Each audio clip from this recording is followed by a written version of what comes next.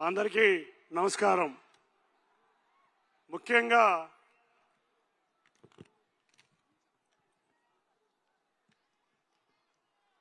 అందరికీ నమస్కారం. విజయవాడ ఇవాళ మెగా అభిమానులతో ఒక ఎలక్ట్రిఫైయింగ్ వాతావరణం వచ్చింది. దానికి ముఖ్యంగా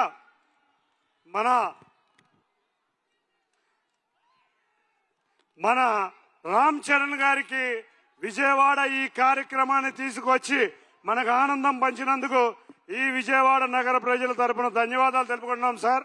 నిజంగా విజయవాడ అంటే ఎప్పుడు కూడా ఒక సినిమా రాజధాని. ఎన్నో శత దినోత్సవ వేడుకలు జరిగినాయి, ఎన్నో సిల్వర్ జూబిలీలు జరిగినాయి.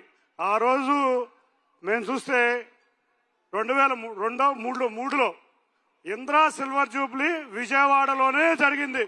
ఆ రోజు సినిమా మహోత్సవం అంటే ఏంటనేది ఆ రోజు ప్రజలు యువత ఇక్కడ ఉర్రూతలగారు. అదేవిధంగా మెగాస్టార్ గారి తర్వాత ఎంతో మంది యువత, మా డిప్యూటీ సీఎం పవన్ కళ్యాణ్ గారు, ఆయన నటించిన తమ్ముడు, బద్రీ, ఖుషి, ఇటువంటి ఎన్నో సినిమాల్ని యువత బ్రహ్మాండంగా ఈ విజయవాడే కాదు ఈ ఆంధ్రప్రదేశ్ నుంచి బ్రహ్మాండంగా ఆదరించారు సార్. అటువంటి తండ్రిని మించిన తనయుడు, బాబాయిని మించిన అబ్బాయి మా రామ్ చరణ్ ఇవాళ విజయవాడలో మళ్లీ యువత, అదేవిధంగా ఈ సినిమాని బ్రహ్మాండమైన చక్కటి ఈ ఫంక్షన్ ని ఆదరించాం సార్. తప్పకుండా ఈ సినిమా ఎప్పుడో సూపర్ హిట్ అయిపోయింది. ఈ సినిమాని విజయవాడ నుంచి మంచి రికార్డులు మీకు అప్పచెబుతాం.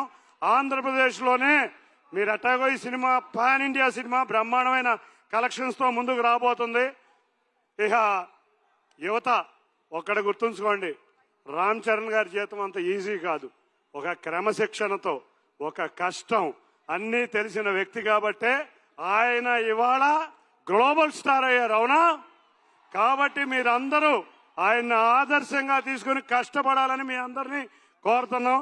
తప్పకుండా సార్, మా ఇంకో కోరిక, ఈ విజయోత్సవ వేడుక మళ్లీ విజయవాడలో గాని ఈ ఆంధ్రప్రదేశ్లో అన్ని ప్రాంతాల్లో పెట్టాలని కోరుకుంటున్నాం.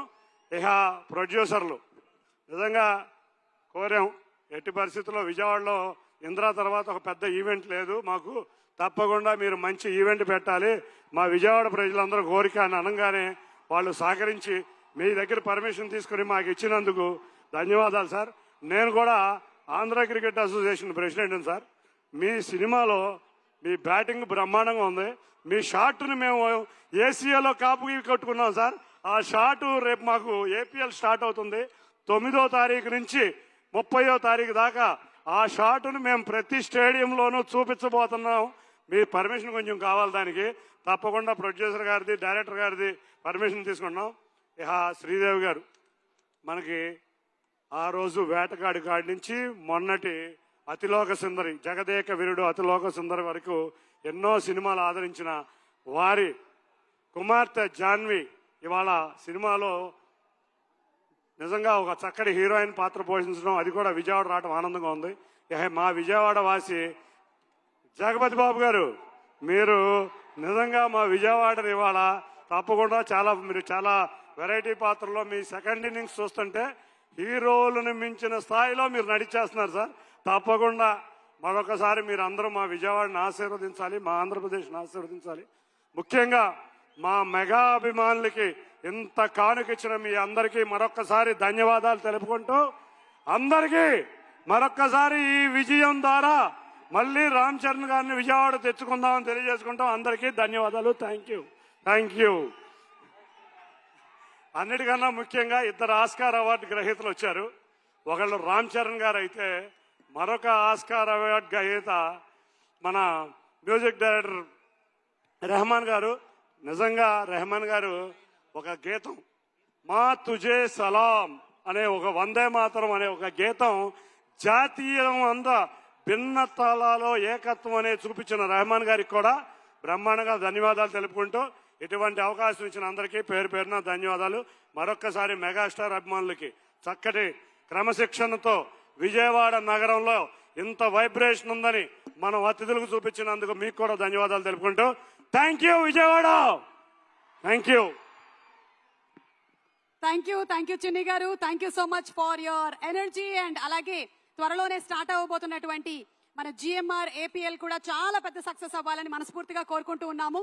అలాగే ఈ రోజు ఈ కార్యక్రమానికి మా ఆహ్వానాన్ని మన్నించి ఇక్కడికి విచ్చేసినటువంటి మంత్రివర్యులు శ్రీ కందుల దుర్గేష్ గారిని సాదరంగా వేదికపైకి ఆహ్వానిస్తున్నాము. Minister for tourism, culture and cinematography. Recent గానే మన ఏపీ టూరిజం లో భాగంగా ఎన్నో అద్భుతమైనటువంటి కార్యక్రమాల్ని వివిధ జిల్లాల్లో నిర్వహించి వాటిని సూపర్ సక్సెస్ చేశారు. మంత్రివర్యులు గారికి శుభాకాంక్షలు తెలియజెప్తూ ఉన్నాము, వారికి వారి టీం అందరికీ కూడా. And requesting him to please speak a few words.